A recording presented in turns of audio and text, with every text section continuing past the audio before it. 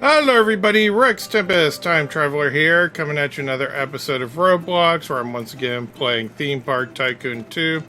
And in this episode I'm not building, only because I actually had built. I had done all of the work, I had everything all decorated and everything like that, recorded it all, and then found out that, my audio was just crap, so rather than try to restore the audio files or anything like that, I just thought it'd be easier to kind of show off and talk about what I did, how I did it, stuff like that. So the first thing you gotta know is the ride we are looking at is a log flume. See, log flume.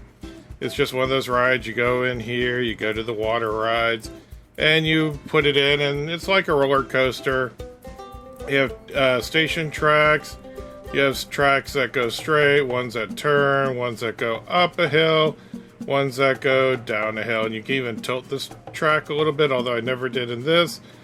But the thing that makes this one a little bit extra special, as far as I'm concerned, is the mountain I built on top of it. So the first thing we're going to do is we're going to go through the ride itself. Well, we'll talk about the front of the ride. Now, you'll notice that there is a heavy amount of water that I put around the outside as well. You have a little lake here with a little bridge that goes over it. See, the bridge is actually a different color. A water emitter that just spits out water for no reason other than just, hey, look, there's water. I even added some of these longer water emitters. So you have like a little waterfall that happens around the log before you get on. So we're going to get on, and is Rowan going to join me here? Yeah, all right. So we're going to get on, and we're going to ride the ride as soon as it takes off, which is like any second now. Okay. So yeah, I encased everything, trying to go for that, we're in a mountain sort of an idea. Oh, this might not be the best idea to try and do it in first person, because you may not see. Oh, there's some TNT there. We got a minecart and a minecart track, and oh, it broke. Some crystals. I have been kind of referring to these as fire crystals. There's a little opening here, so for a brief second you can see the outside world. And then back into the cave and the darkness and the water. And oh, there's a spider there that I added for no reason other than that was the only critter I had. It kind of fit with the whole night thing. I put it close to one of the light emitting crystals just so people could see it. This is a little bit of a special track. Maybe I'll show it to you when I do another ride sometime. And we'll go over this on top in a moment, but woo, we come down and there's water splashing everywhere. And then, yeah, just a little bit more. Like one final little bump. And then we have this. So let's break this down into little bits and pieces to see what I did and how I did it, things like that. So yeah. So you just start here on the hill. I just put this here because, well, I thought, you gotta start somewhere. And just how it was set up made sense to put it on the outside as far as how the station was set up. And then I just constantly kind of went back in on itself. Circle around, things like that. Knowing I was going to put it into a cave, I didn't want to expand it in too many directions. So, yeah, now it's going to be a mountain. I put a few little holes here and there, but not very many. And again, I tried to keep the track kind of compressed so that I wouldn't have to build quite as much. And as far as coming up here, one of the reasons I had this little window is just because it happened to be this close to the outside. I'd either have to build the mountain, extending outward that way, make it very flat or something. I thought this was kind of a nice compromise. Plus, it's one of those fun little moments where it's like, oh, look, I can see the Ferris wheel and, some of the roller coasters and all that before you're back inside. And then, yeah, down, back up. And when I came to this little section, I just thought it'd be fun to have one little bit that actually kind of went perpendicular to the rest, but of course I don't want to go too far because I actually do have stuff on the other side of the wall over here. Some more roller coasters, sidewalk, all of that. And then I just, made it like this. Deciding this is going to be the highest point. It's pretty much like the next to the last section. And that way, it's when you do a log ride, it's generally common for the final hill to actually be the biggest. And then, although I just threw this in because I was a long time to go straight, I just thought, you know, one final little hill I could fit that in. As far as the part out here, I actually did think about making this straight, this little path here, but I thought if it was crooked, it would feel more natural, more like a trail going through the woods or through a mountain rather than, you know, something artificial, things like that.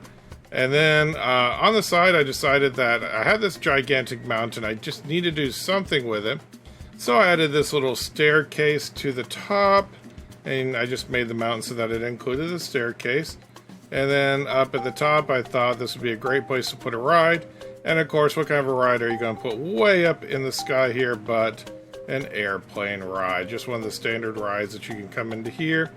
And it's not even an intense ride. It's a gentle ride, but, you know, as I had that, or the balloons. I could have gone either way. I just thought I like the airplanes a little bit more. So people can come up here. Once they get here, they can get some pizza, some cotton candy, some slushy, have a place to sit, and a trash can to throw things away, because that's very important to my park patrons. Apparently, considering the number of times they keep trying to throw stuff on the ground. And then as far as the rest, continuing the sort of mountain design, I came out here, and here I have like one final window that people can look in. Come over to here, realizing that my mountain was this close, and I'd already put like this seating area and this little walkway here. I thought it'd be fun to sort of have the mountain extend outward, and that way the people who sit here, you can imagine them being, you know, having this nice sort of cool place to sit that's out from the sun. There's also one little window here, so you know they can look over and say like, oh look, there goes Edison and Amari. And yeah, so all the rest of this was here, and I just kind of built this around it. And then I finished it up by putting some trees around it again. Sort of go with that, you know, we're in nature idea that sort of seemed to be started with the horsey ride, as I call it. I think it's a steeplechase. I also changed this, by the way, if you ever saw that video. I put a tent here, just using like slanted roof pieces and some poles, and making the material look like fabric. I used the natural blue crystals, or the default blue crystals, in the underground area over there, so I thought I'd change up the color to sort of say this is something different and unique, and things like that. I probably should put a water emitter maybe a little lower, but because it doesn't really quite reach the water, but it gets close enough that I think most people get the idea of what I was trying for. So, yeah, now as far as the rest of it, I mean, I will admit, you come out to here, you're going to kind of see how, whoops, this looks a little bit flat over here, and on the other side it looks a little bit flat. The reason I left it flat is because I thought there might be a chance I might do something else in this area. I don't know what, but yeah, it's just always nice to kind of leave yourself that option if you want it for later on. And unfortunately, like I said, I don't have the rest of the footage. But what I will do is, to sort of help this video get to that little bit of a longer time, I'll include a clip of when I was on doing some of these little final adjustments. And I've met some other people on the server. Look at this guy. Is that Walker? Oh, dude, whoever you have got like the coolest name avatar. Come back here. I want to see your face. Stop. Wow, he runs really well for an old guy. Are we going to get on this ride? Where are we going? Come on. Wait up. Yeah, you, the guy in the old man sweater and everything. Come back here. Come back here. Wait. And are you ever gonna stop? And okay. I gotta say, oh wow, you are not gonna make. All right, fine. We'll go to the top of the roller coaster if that's how you want it. Let's get up here, and yeah, you wait. And I want to show everybody what you look like. Come back. Oh, wait. Are you coming? Are you coming down here? Okay, there you are. Okay, dude, You kind of look like one of those guys from the Muppets, but a much happier version. Oh, we'll just hop on the train.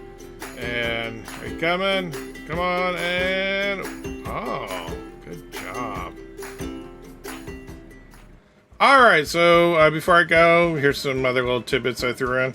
I put some grass around at different points on the hill and then added either trees or bushes just to, again, make it look a little bit more natural. Plus, you know, it's like, what else am I going to use this space for? I mean, I know that there's some rides I can fit it in some pretty small spaces, but again, trying to sort of protect the integrity of, you know, all of this feels a little bit more natural. So sometimes if you cram too many things in, you just lose that feeling, which, I mean, it's not bad for an amusement park, but it's just not what I was going for mine. So, but I do want to thank you for watching this video. Hopefully this has inspired you on how you can take an ordinary ride and decorate it, you know, make it look a little bit different, a little bit unique and extraordinary. But I want to say thank you for watching. We'll see you next time for more Roblox videos. Bye!